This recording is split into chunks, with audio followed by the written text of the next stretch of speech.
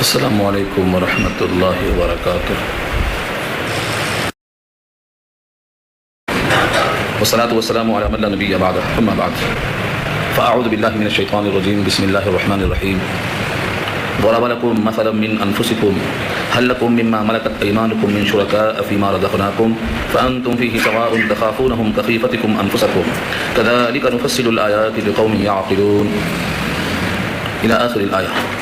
صدق الله العلي العظيم وصدق رسوله النبي الكريم ونحن على ذلك من الشاهدين والشاكرين۔ اللهم الهمنا رشدنا واعذنا من شرور انفسنا، اللهم وفقنا لما تحب وترضى من القول والفعل والنية۔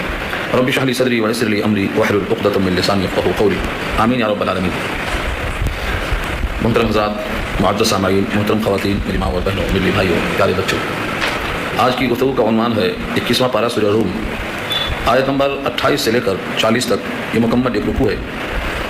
اللہ تعالیٰ نے اس رکوع میں توحید کو ثابت کیا ہے مختلف انداز سے۔ جو لوگ اللہ کے ساتھ غیر اللہ کو شریک کرتے ہیں، عقلاً اس کو رد کر دیا گیا ہے، اور پہلی ہی آیت میں ایک مثال دی گئی ہے، ضرب لکم مثلا۔ جب ضربہ کے ساتھ مثل آئے تو کہاوت بیان کرنا، مثال دینا ضرب الامثال کے ذریعے۔ جس طرح سے بہت سے لوگ اپنی بات کو سمجھانے کے لیے کوئی مثال دیتے ہیں، کہاوت، ایسے اللہ نے تمہارے واسطے ایک مثال دی ہے۔ یہاں لفظ مثل ہے اور مثل کے معنی آتے ہیں کہاوت کے، تو ضربہ کے بعد جب مثل آ جائے تو کوئی مثال دینا، کہاوت۔ ضرب لکم مثلا من انفسکم، اللہ نے تمہارے لیے ایک مثل بیان کی تمہارے ہی اندر سے، تمہارے ہی لوگوں میں وہ چچا ہے۔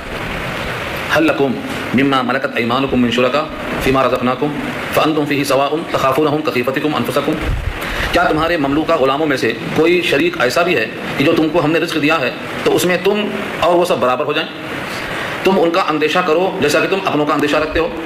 یعنی اگر تمہارا کوئی غلام ہے، باندھی ہے، اور ہم نے تم کو دولت دے رکھی ہے، تو کیا تمہاری دولت میں تمہارا مملوک غلام تمہارے برابر ہے کہ تم اس کی رائے کا اور اس کی خواہش کا احترام ایسا کرو جیسے باہم پارٹنرشپ میں لوگوں کا احترام کیا جاتا ہے؟ کیوں نہیں کرتے ایسا؟ کیونکہ تم اس کو سمجھتے ہو کہ یہ مملوک ہمارے برابر کا نہیں ہو سکتا۔ تو اللہ تعالیٰ کی ملکیت میں ساری کائنات، ہر مملوک جس طرح تمہارے برابر نہیں ہو سکتا، تو اللہ کی ملکیت میں ساری کائنات ہے۔ تم بھلا اللہ کے برابر دوسری مملوکہ چیزوں کو سجدہ گاہ میں اور عبادت کرنے میں اور تذلل میں، عاجزی میں، انکساری میں اللہ کے برابر کیسا کر دیتے ہو؟ یہ سوال کیا ہے اللہ نے۔ دنیا میں بہت سے لوگ شرکت میں کام کرتے ہیں اور آپس میں دوسرے کی شرکت کے بعد اس کا لحاظ کرتے ہیں، رائے کے اختلاف میں بھی، انحراف میں بھی، ہر چیز سوچتے سمجھتے ہیں۔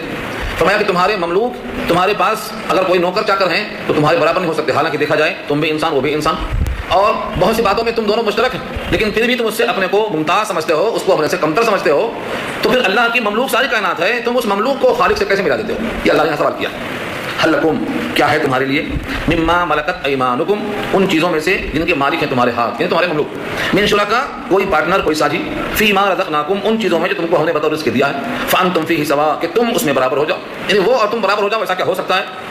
تخافونہم، تم ان کا اندیشہ رکھو، کخیفتکم انفسکم، جس طرح سے تمہیں خطرہ ہوتا ہے اپنوں کا، یعنی اپنے برابر کے جو لوگ ہوتے ہیں پارٹنرشپ میں، جیسے ان کی رائے کا اندیشہ ہوتا ہے، کیا مملوک کی رائے کا تم کو اندیشہ ایسا کبھی ہوتا ہے؟ کذالک نفصل الآیات، اسی طرح ہم تفصیل سے کھول کر بیان کرتے ہیں نشانیاں، لقوم یعقلون، ایسی قوم کے واسطے جو عقل استعمال کرے، تعقل کرے، سوچے۔ اگر یہ بات نہیں ہے تو پھر جن لوگوں نے اللہ کے غیر کی اتباع کی ہے انہوں نے خواہشوں کی اتباع کی ہے۔ بل مانے بل کے، اتبع، پیچھے پیچھے چلے، الذین ظلموا، وہ لوگ جنہوں نے ظلم کیا، بے انصاف لوگ، کس کے پیچھے چلے؟ اہواءہم، اہوا ہوا کی جمع ہے، ہوا و حوث نفس کو کہتے ہیں، اہوا اس کی جمع ہے، اپنے خواہشوں کے پیچھے چلے، بغیر علم، بغیر کسی معلومات کے، بغیر کسی جانکاری کے، بغیر سمجھ بوجھ کے، جو دل میں آتا وہ کرتے ہیں، تو دل میں آنے کے بعد اسی کو فالو کرنا اللہ کی نگاہ میں یہ لوگ ظالم ہیں۔ فمن یہدی من اضل اللہ، بڑا ہدایت کون دے سکتا ہے ان کو جن کو اللہ نے بھٹکا دیا؟ یعنی اللہ نے ان تمام دلائل کے باوجود ان کی عقلیں نہیں کھولی اور یہ اپنی خواہشات کی اتباع کرنے والے بن گئے، تو اب اللہ کے بعد ان کو ہدایت کون دے سکتا ہے؟ اللہ نے جن کو بھٹکایا، یعنی جن کو اللہ نے ان تمام رہنمائی کے باوجود، راہ راست پر آنے کے لیے تمام وسائل ہونے کے باوجود یہ اب تک بھٹکے رہ گئے، اور ان کو اللہ نے بھٹکایا۔ کس طرح سے؟ اس کی مثال پیچھے پہلے بارے میں آ چکے ہیں۔ جس طرح سے انسان میں صلاحیتیں ہوتی ہیں، اگر وہ صحیح استعمال نہیں کرتا ہے تو وہ نکمی ہو جاتی ہے۔ چھری آپ استعمال نہیں کریں گے، زنگ پکڑ لے گا، خراب ہو جائے گی۔ ایسے ہی انسان کے اندر جو صلاحیتیں ہیں، صحیح استعمال نہیں ہوا، غلط صحبت میں پڑ گیا تو وہ بجائے پنپنے کے بیکار ہو جائیں گے۔ یہی ہم مراد ہے۔ وما لهم من ناصرین، اور ان کا کوئی نصرت کرنے والا نہیں، کوئی ان کا مددگار نہیں، کوئی ان کے واسطے حمایتی نہیں۔ اس لیے ہر آدمی کے لیے اللہ کا یہ خصوصی حکم ہے، فاقم وجہک، پھر قائم کر لے تو اپنا چہرہ، سیدھا رکھ اپنا رخ، اپنا منہ، اپنی توجہ، فاقم، قائم کر، وجہک، اپنا چہرہ، للدین، دین کے لیے، حنیفہ، یکسو ہو کر، حنیف کے معنی سارے لوگوں سے کٹ کر ایک دین کا ہو جاؤ، ایک اللہ کا ہو جاؤ۔ یہ حنیف، حنیف ابراہیم کی خاص صفت تھی، ابراہیم سب سے کٹ کر اللہ کی طرف متوجہ ہو گئے تھے، یہ حکم دیا گیا۔ اب سوال یہ ہے کہ وہ اللہ کی طرف یکسو ہونے کے لیے कैसे यकसू माना जाएगा कि सबसे कटकर एक अल्लाह का हो गया? उसके लिए क्या अलामत है, उसके लिए क्या निशानी है, क्या रास्ता है? तायुन कैसे हो कि बंदा यकसू हो गया? फरमाया फितरत अल्लाह अल्लती फतर अन्नास अलैहा, अल्लाह की वो फितरत जिस पर अल्लाह ने लोगों को तराशा है। हर बंदे को अल्लाह ने जिस फितरत पर पैदा किया है उस फितरत पर बाकी रहेगा। यह है असल में हनीफ होना, यकसू होना। इस आयत की तशरीह में बहुत तवील कलाम है, हम उसका खुलासा रखते हैं। सबसे बड़ी चीज़ यह है कि इंसान की एक फितरत है। फितरत का मतलब तबीयत, जिस पर अल्लाह ने उसको पैदा किया है। हर इंसान की फितरत फितरत इस्लाम है पैदाशी तौर पर, यहाँ तक के जानवर। लेकिन यहाँ तो चूंकि खास बयान चलता है अन्नास का, लिहाजा हम अन्नास से आगे नहीं जाएंगे। और ना देखा जाए तो गाय बैल भैंस बकरी सब अपने फितरत पर काम कर रहे हैं, हर एक अपनी फितरत में लगा हुआ है। लेकिन यहाँ तो तस्करा है इंसानों का, लिहाजा हम इसी को महदूद करेंगे। फितरत अल्लाह, अल्लाह की वो फितरत अल्लती फतर अन्नास अलैहा, जिस पर लोगों को तराशा है, अल्लाह ने तैयार किया है। वो क्या है? फितरत इस्लाम। सहीहैन की रिवायत है, बड़ी मशहूर रिवायत है, कुर्तुबी के अल्फाज है। हर बंदा जब पैदा होता है तो इस्लाम पर पैदा होता है। अब उसके माँ बाप अगर यहूदी हैं तो बच्चे को यहूदी बना देते हैं, अगर उसके माँ बाप ईसाई हैं तो बच्चे को ईसाई बना लेते हैं, अगर उसके माँ बाप मजूसी हैं तो बच्चे को मजूसी बना लेते हैं। लेकिन पैदाइश हर बच्चे की इस्लाम पर होती है। हदीस के अल्फाज हैं कुल्लु मौलूदिन यूलदु अलल फितरा फअबवाहु युहविदानिही औ युनस्सिरानिही औ युमज्जिसानिही औ कमा क़ाल अलैहिस्सलातु वस्सलाम। तो पैदाइश अल्लाह ने जो की है इंसानों की तो इस्लाम पर है। अगर उसको कुछ ना छेड़ा जाए तो खुद बखुद वो इस्लाम पर कायम होगा, यानी एक अल्लाह की तरफ मुतवज्जह होगा। फितरत है ये, वही फितरत पर बाकी रहना ये अल्लाह को मंजूर है। लेकिन होता ये गलत माहौल की वजह से अगरचे उसमें वो फितरत बाकी रहती है, लेकिन सोहबत की बुराई इतनी गालिब आ जाती है कि इसके अंदर बजाय जज्बे इताअत के जज्बे इनकार पैदा हो जाता है और वो बंदा आहिस्ता आहिस्ता शिर्क की तरफ चला जाता है। इसी वास्ते अल्लाह ने बारहा कहा कूनू मअस सादिकीन, सच्चों के साथ रहो, सच्चों की सोहबत में रहेंगे, सदाकत बाकी रहेगी। ये फितरत है। फाकिम वजह कर दीन हनीफा, कायम रखो अपने चेहरे को दीन के लिए यकसू होकर, एक तरफ का होकर। फितरत अल्लाह, अल्लाह की वो फितरत अल्लती फतर अन्नास अलैहा, जिस पर लोगों को अल्लाह ने तराश कर तैयार किया है। आगे बहुत बेहतरीन बात आ रही है, ला तब्दील लिखल्क़िल्लाह, अल्लाह की तख्लीक को और अल्लाह की बनावट को बदलना नहीं है। तो ला तब्दीला अगर ये नफ़ी के माने में है तो मत बदलो कहा जाएगा, मत बदलो यानी अपने तख्लीक को मत बदलो, जिस पर तुमको पैदा किया गया उस पर अपने आप को बाकी रखो। एक मफ़हूम तो ये भी है। और एक ये है ला तब्दील लिखल्क़िल्लाह, अल्लाह की तख्लीक को बदलना नहीं है, यानी बदलने वाला कोई नहीं है। जिस कुरान करीम में कहा है ला मुबद्दिल लिकलिमाती, उसके कलिमात को बदलने वाला कोई नहीं, ऐसे ही उसकी तख्लीक को बदलने वाला कोई नहीं। इस पर एतराज़ ये किया बाद लोगों ने कि इंसान की जब फितरत इस्लाम पर है तो अगर वो बदला नहीं तो काफिर कैसे हुआ, सरकश कैसे हुआ, बागी कैसे हुआ, यहूदी कैसे हुआ, कैसे भटका? हज़रत मूसा अलैहिस्सलाम के किस्से में सुना होगा आपने, खिज़र के वाक़े में। हज़रत खिज़र ने एक बच्चे को कत्ल कर दिया और ये कहा कि इसकी फितरत में बड़ा होने के बाद ये कुफ्र करता, सरकश होता, इस वास्ते खिज़र ने उसे कत्ल कर दिया। तो इन तमाम चीज़ों को उठाकर बाज़ों ने सवाल किया है, एतराज़ किया है इन चीज़ों पर। उन तमाम बातों का एक ही जवाब है, चाहे जितने भी फिर आप जवाब लाएंगे। इंसान की फितरत जिस पर अल्लाह ने पैदा किया है वो तो इस्लाम है, लेकिन वो अंदर अंदर उसकी तबीयत जो इस्तेदाद है, सलाहियत है, वो तो बाकी रहती है। लेकिन माहौल और बुरी सोहबत का असर इतना गालिब हो जाता है कि वो आदमी ऊपर से बदल जाता है। लेकिन फिर अगर उसको मौका मिल जाए निखरने का तो ये आर्जी जंग फिर निकल सकता है, धुल जा सकता है। चुनांचे ऐसा हुआ कि बहुत से लोग बिगड़ चुके, बिगड़ने के बाद उनको सही माहौल मिला तो ठीक हो गए। तो फितरत नहीं खत्म होती जो है, ऊपर से तब्दीली जो आती है ये तब्दीली आर्जी है, किसी आवाज़ की बिना पर पेश आती है और किसी मवानी की बिना पर इस्लाम की तरफ नहीं पहुंच पाता, और अंदर की फितरत बाकी रहती है। ज़ालिका दीनुल क़य्यिम, ये दीन क़य्यिम है, ये ठीक और दुरुस्त और मजबूत दीन है जिसके अंदर किसी किस्म से कोई टेढ़ापन नहीं, कजी नहीं। ज़ालिका वो और अद्दीन, दीन उर्दू में इस्तेमाल है, और अल क़य्यिम के माने ये दीन की सिफत बिल्कुल सीधा दीन है, यानी तबीयत के मुताबिक है। आपको इस्लाम पर चलने में कभी तबीयत इनकार नहीं करेगी, बशर्ते कि आपकी तबीयत बिगड़ी ना हो। आगे फरमाया वलाकिन अक्सर अन्नास ला यअलमून, लेकिन अक्सर लोग इस बात को नहीं जानते, अक्सरियत इस बात को नहीं जानती कि हमारी फितरत इस्लाम पर है और इस्लाम पर चलने के लिए सीधा रुख क्या करना है, यकसू हो जाना है, सारी कायनात से कटकर एक अल्लाह का हो जाना है, तौहीद पर कायम होना है। सारे इंसान अगर तौहीद पर कायम हो जाएं तो ये उनकी फितरत है अल्लाह की तख्लीक के मुताबिक। लेकिन बहुत से लोग इस बात को नहीं जानते और ना जानने की वजह से क्या करते हैं, जो उनके दिल में आता है वो करते हैं, जो देखते हैं वो करते हैं, जिसका माहौल मिलता है उसमें ढलते हैं। इसीलिए कहा गया है मुनीबीन इलैहि, रुजू हो जाओ उसकी तरफ, सब रुजू हो जाओ उसी की तरफ। मुनीबीन जमा है मुनीब की, और मुनीब बना है अनाबत से, रुजू होने वाला। मुनीबीन इलैहि, उसकी तरफ रुजू हो जाओ, वत्तकू, और उससे डरो, अल्लाह की तरफ मुतवज्जे हो जाओ और उससे डरो, यानी उसका हुक्म टूटने से डरो। वअक़ीमुस्सलाह, और नमाज कायम करो। वला तकूनू मिनल मुशरिकीन, और मत हो जाओ शिर्क करने वालों में से। यहाँ दो बातें अगर आप साथ साथ जोड़ लें तो पहला हुक्म है अल्लाह की तरफ रुजू होना, अनाबत, दूसरे अल्लाह से डरना, तीसरे नमाज कायम करना, चौथे शिर्क वालों में से ना हो जाना। नमाज के साथ शिर्क क्यों जोड़ा? एक हदीस में आता है बंदे के और कुफ्र के दरमियान कोई फर्क करने वाली चीज़ है तो वो नमाज है। और नबी सल्लल्लाहु अलैहि वसल्लम ने 3 उंगलियां उठा करके इशारा किया कि ये ईमान है, ये कुफ्र है, और बीच में नमाज है। अगर ये नमाज गिर गई तो ये बंदे का ईमान कुफ्र से मिल गया। यहाँ वही कहा गया नमाज कायम करो और नमाज को तर्क करके मुश्रिकों में से मत हो जाओ, यानी नमाज को कायम करना ईमान है और ईमान वाला नमाज को पाबंदी से पढ़ता है, और नमाज को छोड़ के मुश्रिकों में से मत हो जाओ, क्योंकि नमाज का ना पढ़ना मुश्रिकाना अमल है। और उस पर कई रिवायतें मौजूद हैं। अस्सलातु इमादुद्दीन, नमाज दिन का सुतून है। من اقامها فقط اقام الدین، جس نے نماز قائم کیا دین قائم کیا، ومن هدمها فقط هدم الدین، اور جس نے نماز کو منہدم کر دیا دین کو منہدم کر دیا۔ اس سے معلوم ہو گیا کہ اللہ کی طرف رجوع ہونا اور ڈرتے رہنا، اور ڈرنے کا تقاضا یہ ہے کہ اس کے حکم پورا کرنا، اور اس میں سے سب سے اہم حکم ہے جو ہر دن 5 مرتبہ پورا کرنے کا تقاضا ہوتا ہے، اور وہ نماز ہے۔ نماز پڑھتے رہنا ایمان والوں کی علامت ہے، اور نماز کا ترک کر دینا شرک کرنے والوں کی علامت ہے۔ اس لیے آگے فرمایا من الذین فرقوا دینہم، ان لوگوں میں سے جنہوں نے تفریق کر لی اپنے دین میں، وکانوا شیعا، اور ہو گئے فرقے۔ شیعہ شیعتن کی جمع، شیعہ کے معنی فرقے۔ جیسے ایک درخت زمین سے نکلتا، اس کی شاخیں دائیں بائیں جاتی ہیں، شاخ در شاخ نکلتا چلا جاتا ہے، ایک درخت کی جڑ وہ ایک ہی ہے لیکن اوپر کی جو شاخیں ہیں ان کو شیعہ کہا جاتا ہے۔ جیسے ایک دادا ہے، دادا کے کئی بیٹے ہیں، کئی پوتے پڑ پوتے ہیں، وہ ایک جڑ ہے، باقی سب اس کی شاخیں۔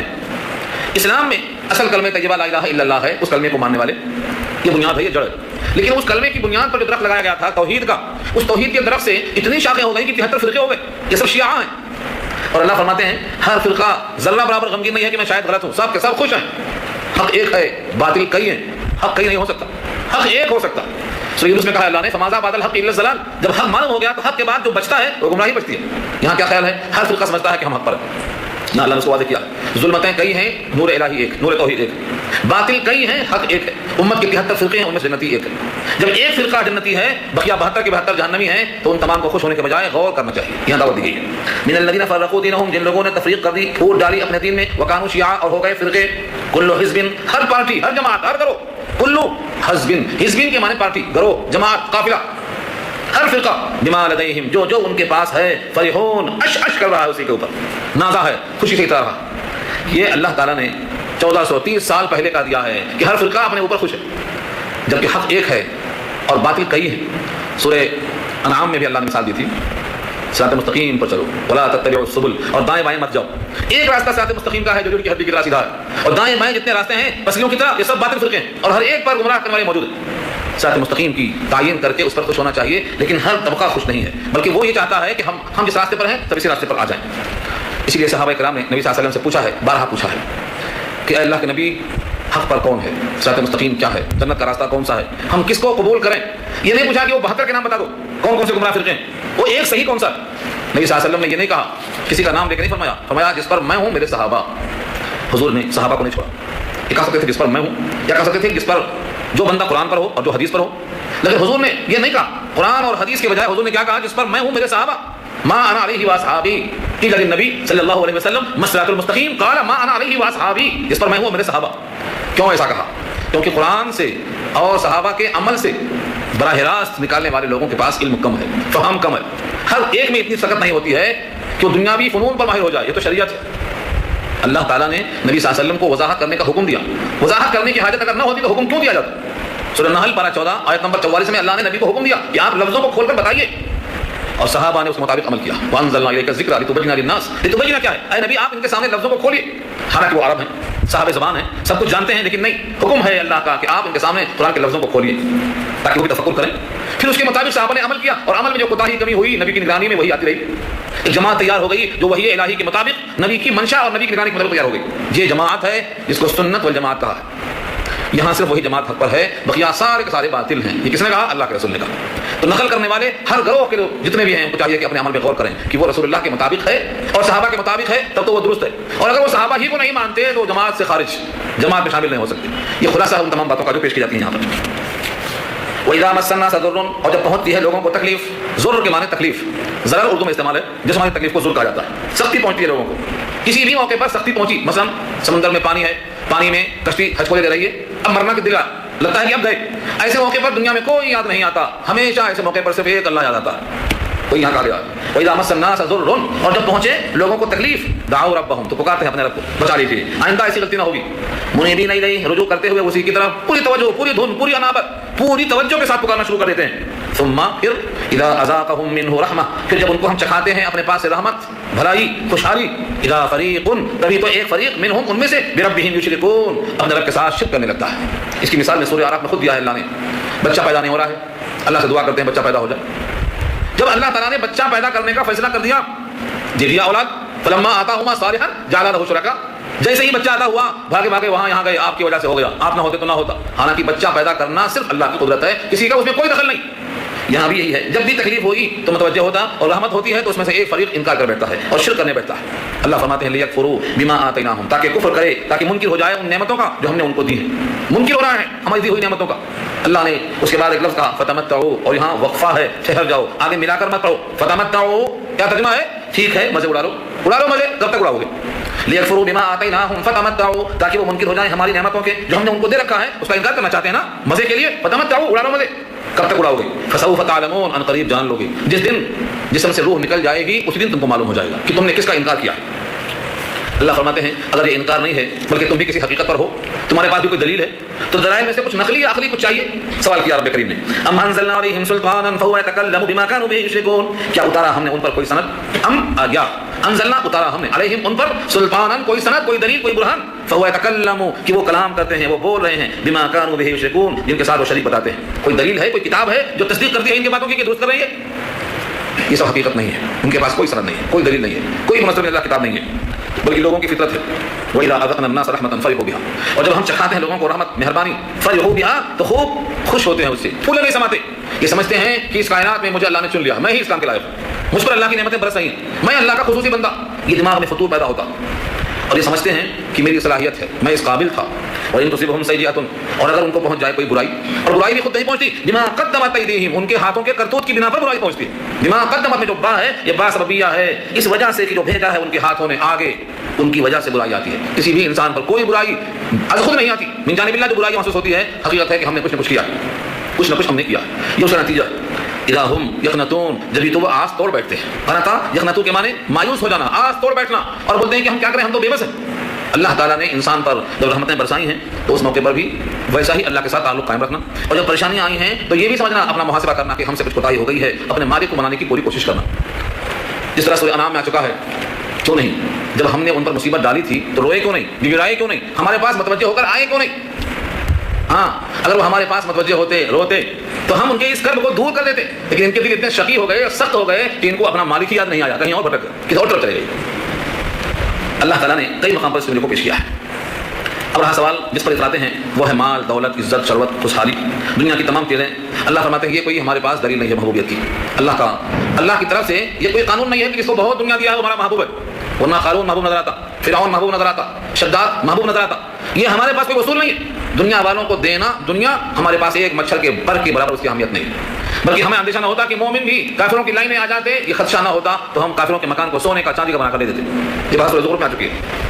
اسی واسطے اللہ فرماتے ہیں ہمارے پاس دینے کا دستور کیا سن لو، اولم یروا ان اللہ یبسط الرزق لمن یشاء ویقدر، کیا وہ لوگ نہیں دیکھتے کہ بے شک اللہ پھیلا دیتا ہے رزق جس کے واسطے چاہے، ویقدر اور معاف کر دیتا ہے جس کے واسطے چاہے، جس کے واسطے وہ چاہے۔ گویا اللہ کی مشیت پر ہے رزق میں وسعت اور تنگی، بندوں کی صلاحیت اس میں کوئی دخل نہیں رکھتی۔ کوئی بندہ کسی قسم کی کوئی صلاحیت رکھتا ہو، اس کی صلاحیت پر اس کو رزق نہیں ملتا، اللہ کی مشیت پر ملتا ہے۔ آپ دیکھتے ہیں ایک ہی خوبی، ایک ہی صلاحیت اور ایک ہی توانائی اور ایک ہی تمام وسائل کا حامل جب آدمی بازار میں آتا ہے تو وہ پیچھے ہو جاتا ہے، دوسرا آگے ہو جاتا ہے۔ اللہ فرماتے ہیں کسی کا رزق میں آگے پیچھے ہونا یہ اس کی ذاتی خوبیوں پر موقوف نہیں ہے، یہ میری مشیت پر ہے۔ نحن قسمنا بینہم معیشتہم، ہم تقسیم کرتے ہیں۔ بہت سے لوگ ایسے ہیں جن کو انگوٹھا چھاپ کرتے ہیں، لکھنا پڑھنا کچھ نہیں آتا، لیکن اللہ جب دینا چاہتے ہیں تو ایسے وسائل پیدا کر دیتے ہیں کہ ان کے ماتحت نوکر بن کے آتے ہیں پڑھے لکھے لوگ۔ یہ اللہ کی شان ہے۔ تو ایک بات یہاں دکھائی گئی ہے کہ رزق میں وسعت اور تنگی یہ مشیت پر موقوف ہے، نہ کہ صلاحیت پر۔ فرعون اور قارون سے یہی غلطی ہوئی تھی، قارون نے یہی کہا تھا میں دیا گیا ہوں میری صلاحیت، انما اوتیتہ علی علم عندی، اللہ نے دھسا دیا اس کو، کہا جو ہماری خوبی کا اعتراف نہیں کرتا، ہمارے سامنے اپنی خوبیوں پر چرچا کرتا ہے، وہ اس قابل نہیں کہ زمین کے پیر پر ہے، دھسا دیا گیا، آج دھس رہا ہے، فخسفنا بہ وبدارہ الارض، آج تک دھس رہا ہے۔ تو بندے کی کوئی صلاحیت نہیں بلکہ اللہ کی مشیت، یہ اللہ کا قانون ہے۔ ان فی ذلک لآیات، بے شک اس میں نشانیاں ہیں، لقوم یؤمنون، ایسی قوم کے لیے جو یقین رکھتے ہیں، جو اللہ کے قدرت پر، اللہ کی مشیت پر، اللہ کے اختیارات پر یقین رکھتے ہیں، نشانی ہے ان کے واسطے۔ جب یہ بات ہے تو بچا کے نہ رکھ، تو بچانے سے تو مالدار نہیں ہو جائے گا، سنبھال اس کو، اللہ کی طرف سے ان تمام نعمتوں کو بخل کے ساتھ جمع کرنے سے کبھی کوئی مالدار نہیں ہوا، ورنہ سارے بنیے پورے مالدار ہو جاتے۔ یہ بنیے خود نہ کھاتے، نہ کھا سکتے، نہ کھلا سکتے، چھوڑ کے چلے جاتے، کوئی دوسرا آتا پھر جمع کرتا، پھر چلا جاتا۔ اللہ فرماتے ہیں کہ جمع کرنے سے مال نہیں بڑھتا، مال بڑھتا ہے ہمارے عطا کرنے سے، لہٰذا جو حقوق واجبہ ہیں ان میں سے کسی بھی موقع پر تم بخل سے کام مت لیا کرو۔ خرچ کر دینے سے تمہارے مقدر میں سے کم نہیں ہوگا، بلکہ تمہارے مقدر کا ایک ایک نقطہ باقی رہے گا۔ اس لیے فآت ذی القربیٰ، دے دو تم قرابت داروں کو حق ہو ان کا حق۔ قرابت دار میں کون کون لوگ آتے ہیں، اس کے لیے ایک مستقل فن ہے، سراجی کتاب ہے، قرابت دار کون، کس کو کتنا حصہ رکھا اللہ نے۔ جن کا تعلق رحم سے ہے ذوی الارحام کہلاتے ہیں، جن کا حصہ مقرر ہے ذوی الفروض کہلاتے ہیں، جن کو سب بانٹنے کے بعد بچ جائے سارا مل جاتا ہے ان کو اسبا کہتے ہیں۔ اس قسم کی بہت سی تقسیم ہے۔ اللہ نے یہ واضح کر دیا کہ جو قرابت دار ہیں ان کے حق کو مت مارو، ان کا حق مت مارو۔ کیوں؟ کیونکہ تم سمجھتے ہو کہ حق مار لیں گے تو ہم بڑے ہو جائیں گے، یہ چھوٹے ہو جائیں گے۔ ان کا حق مارنے سے تم بڑے نہیں ہوں گے، ان کا حق ادا کرنے سے بڑے ہوں گے۔ فآت ذی القربى حقہ، بس دے دو تم قرابت دار کو اس کا حق، والمسکین اور محتاج کو، وابن السبیل اور مسافر کو۔ تین کا نام لیا اللہ نے، ان کو ان کے حقوق دے دو، کیونکہ حقوق کے ادا کرنے سے تمہارے مقدر کا کم نہیں ہونے والا ہے، بلکہ تمہارا یہ فرض پورا ہوگا، اور اس دینے کے صلے میں تم کو اللہ یہاں بھی عطا فرمائیں گے، وہاں بھی عطا فرمائیں گے۔ ذالک خیر، اللہ نے کہا یہ بہتر ہے، ذالک خیر، یہ بہتر ہے، تمہارا ان کو دے دینا بہتر ہے۔ دنیا کا ہر انسان سمجھتا ہے نہ دینا بہتر ہے، روک لینا بہتر ہے، جمع کرنا بہتر ہے، لیکن یہاں فیصلہ کیا اللہ نے ذالک خیر، یہ تمہارے حق میں بہتر ہے۔ کس کے لیے بہتر ہے؟ للذین یریدون وجہ اللہ، ان تمام لوگوں کے لیے جو اللہ کی رضا چاہتے ہیں۔ جو رضا چاہتے ہیں ان کے لیے بہتر ہے، جو رضا نہیں چاہتے ہیں وہ جہاں جانا چاہتے ہیں جائیں۔ اللہ کی رضا کا مقام جنت ہے، اللہ کے گھر میں جائیں گے جب اللہ راضی ہوں گے۔ تو جو رضا چاہتے ہیں اللہ کے، ان کے حق میں یہ بہتر ہے، اور جو رضا نہیں چاہتے ہیں وہ جس کو چاہتے ہیں وہاں چلے جائیں، ان کے واسطے راستہ کھلا ہوا ہے۔ اللہ فرماتے ہیں رضا الہی چاہنے والے یہی لوگ کامیاب ہیں، واولئک هم المفلحون، یہی لوگ ہیں جو کامیاب ہیں، فلاح پانے والے۔ دنیا میں ایک طبقہ اور بھی ہے جو اپنے مال کو دوسروں کے پاس رکھتا ہے کہ مال بڑھتا رہے گا، بڑھتا رہے گا، جتنا لوگوں کو دیں گے مال بڑھتا جائے گا۔ اور بعض لوگ اس طرح دیتے ہیں کہ ان کو تھوڑا دو تاکہ جب یہ دینے آئیں گے تو بڑھ کے دیں گے۔ ہمارے پاس شادیوں میں کیا ہوتا، نیوتا بولتے ہیں، بلاتے ہیں، آپ ان کی شادی میں گئے، آپ نے کچھ خرچ کیا، پھر جب آپ کو بلاتے ہیں تو ارادہ یہ ہوتا ہے کہ اسے بڑھ کے خرچ کریں گے۔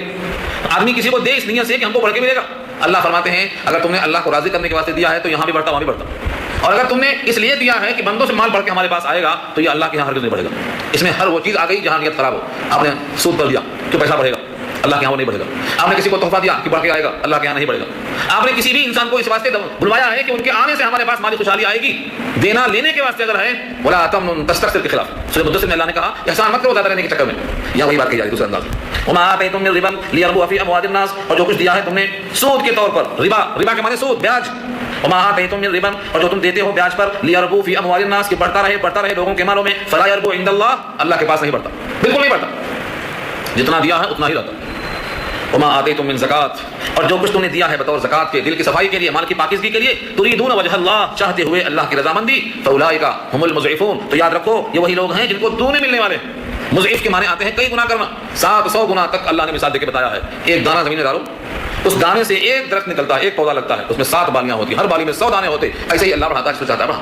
یہاں فرمایا کہ جب تم دیتے ہو بطور زکات کے یا دل کی صفائی کے یا مال کی صفائی کے، چاہتے ہو رضا اللہ کی، تو کئی گنا کر کے ملنے والا ہے۔ سو یہ وہی لوگ ہیں جن کے دونے ہوئے۔ تو دو باتیں معلوم ہوئی، بطور ربا کے جو مال دیا جاتا ہے وہ اللہ کے یہاں نہیں بڑھتا، بطور زکات کے جو دیا جاتا ہے وہ اللہ کے یہاں بڑھتا ہے۔ لکھا ہے ایک کھجور اگر تم نے رضا الہی کی خاطر دی ہے تو یہ بڑھتے جب تولنے کا دن آئے گا تب تک وہ حد کا پہاڑ بن جائے گی۔ اسی آیت کی تفسیر میں لکھا ہے جب تک وقت آئے گا تولنے کا وہ کھجور بڑھتے وہ حد کا پہاڑ بن جائے گی۔ اور ایک حدیث میں آتا ہے جس طرح سے کوئی بچڑا، تشبیہ دیکھو، بچڑا کیوں کہا؟ گائے کا بچڑا، اس میں گروتھنگ زیادہ ہوتی، جلدی بڑھتا، بڑھتے ایک کامل بیل بنتا ہو، بڑھ جاتا ہو۔ اور آپ کو شاید یہ نہیں معلوم ہے، گاؤں کے لوگ بچڑے کو پالتے ہیں، چھوٹی عمر میں خریدتے ہیں اس کو، جب بڑا ہو جاتا ہے اس کو بیچتے ہیں، تو کئی گنا نفع آتا ہے اس کا۔ فرمایا تمہارا بچڑا جس طرح سے بڑھتا ہے تمہاری دی ہوئی زکات اللہ کے پاس ایسے بڑھتی ہے، ایک تشبیہ دیا ہے۔ تو بہرحال جو بندہ اللہ کے عطا پر یقین کرتا ہے وہ بطور زکات کے اپنے مال کو لگاتا ہے اللہ پر، اللہ اس کے مالوں کو کئی گنا کر کے اس کو دیتے ہیں۔ اب یہاں سے ایک تشبیہ ہے کہ مال کا بڑھنا، مال کا قبول ہونا، مال میں برکت آنا، یہ تمام چیزیں تمہارے اپنے ہاتھ میں نہیں ہیں، یہ سب قدرت اللہ کی ہے۔ دیکھو تم کو نہیں پتا ہے کہ تم پہلے نہیں تھے، اب تم ہو، پھر تمہارے ہونے کے بعد بھی تمہارا باقی رہنا کھانے پر موقوف ہے، کھانا نہ ملا تو چلے جاتے، اور کھانا ملنے کے باوجود بھی جب ایک وقت آتا ہے کھانا پورا بھرا ہے لیکن فرشتہ لے کے چلا جاتا ہے، بولتے ہیں موت کا وقت ہو گیا، یہ کھنا بھی تم کو بچا نہیں سکتا۔ تو جو اللہ تمہارے سامنے ان تمام چیزوں کو پیش کرتا ہے یہ قدرت بتاتی ہے کہ وہ جو چاہے وہ کر سکتا ہے۔ اس لیے تعارف کروایا اللہ نے، اللہ الذی خلقکم، اللہ ہی نے تم کو پیدا کیا، ثم رزقکم، پھر تم کو رزق دیا، ثم یمیتکم، پھر تم کو مارے گا، ثم یحییکم، پھر تم کو جلائے گا۔ یہ سب اللہ کی شان ہے، یہ سارے کام کون کرتا؟ اللہ۔ تخلیق اللہ کی، رزق اللہ کا، موت و حیات اللہ کی۔ سوال کیا رب کریم نے، بتاؤ تمہارے جتنے شرکا ہیں ان کاموں میں سے کوئی کام یہ لوگ کر سکتے ہیں؟ کوئی تخلیق ان کے بس میں ہے، رزق بڑھانا ان کے بس میں ہے، موت دینا ان کے ہاتھ میں ہے، دوبارہ کسی کو زندہ کر دینا ان کے ہاتھ میں ہے، ان میں سے کوئی کام کر کے بتا دو۔ اگر اس میں سے کوئی کام تمہارے شرکا نہیں کر سکتے ہیں تو ان کو شریک کہا جانا غلط ہے، ان کی پرستش کرنا غلط ہے، ان کے سامنے جھکنا غلط ہے۔ حل من شرکائکم، کیا ہے کوئی تمہارے شرکا میں سے، من یفعل، جو کرے، من ذالکم من شیء، ان تمام کاموں میں سے کوئی کام، من شیء، کوئی بھی کام اس میں سے کر کے دکھائے، سبحانہ، پاک ہے وہ ذات، یعنی اس کام میں کوئی شریک نہیں، کوئی سہیم نہیں، شرکت سے وہ بلند ہے، سبحانہ وہ نرالا ہے، وتعالی اور بلند و بالا ہے، عما یشرکون، ان تمام چیزوں سے جو لوگ شریک کرتے ہیں اللہ کے صفات میں اور ذات میں، جس کو وہ شریک بتلاتے ہیں ان تمام سے وہ بلند ہے اور شرکت سے وہ پاک اور منزہ ہے۔ لہذا توحید ثابت ہو گئی اور شرک باطل ہو گیا، اور ہماری حیات اور موت کا جو مالک ہے ہم ہمیشہ اس کو راضی کرنے کے لیے فکر کریں، یہ ثابت ہو گیا۔ اللہ تعالیٰ عمل کرنا آسان فرمائے، دعا کر لیجیے۔